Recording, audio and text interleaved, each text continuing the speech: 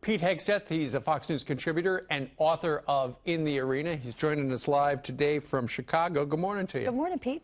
Good morning. Thanks for having me. You spent a lot of time down in Washington, D.C. What do you make of the fact that, given what Paul Ryan has said in the last 48 hours, Donald Trump is distancing himself from the Republican establishment? You know, I think he has to.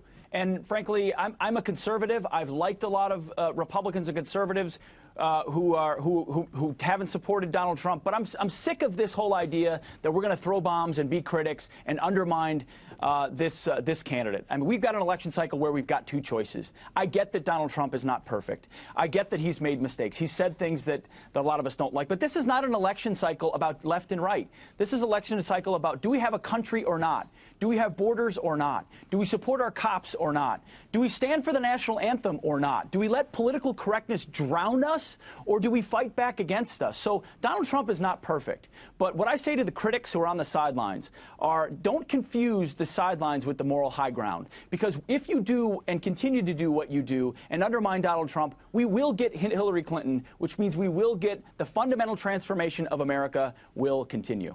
So you built your book around a very famous Teddy Roosevelt speech. And give us the essence of it, because I think it may speak to what we're watching right now.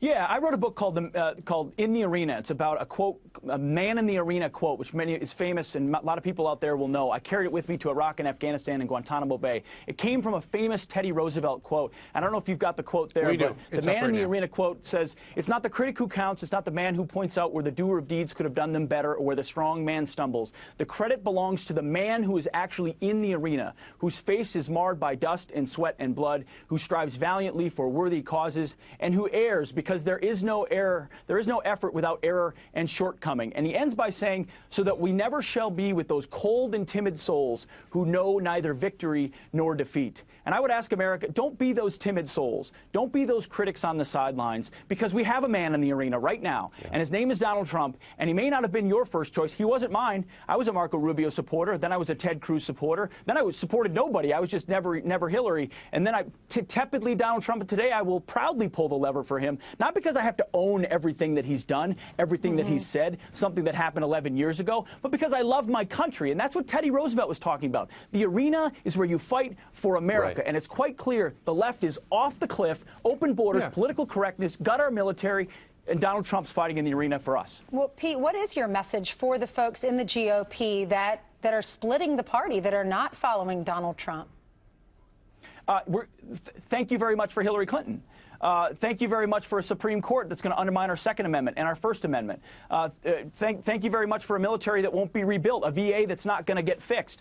I think there's a movement that's building around Donald Trump that is not all about conservatism. We acknowledge that. But if we stand on our hill of purity and perfection on every single issue, then we'll never have a candidate that we love. So realize that it's our job as conservatives to make sure that if Donald Trump is elected, he stays conservative, especially with Supreme Court justices. But to sit on the sidelines is to enable Hillary Clinton, which is to enable the radical left to keep transforming our country. Yes, I appreciate your point. You don't need to own everything that any candidate says in order to make the choice in favor of that candidate.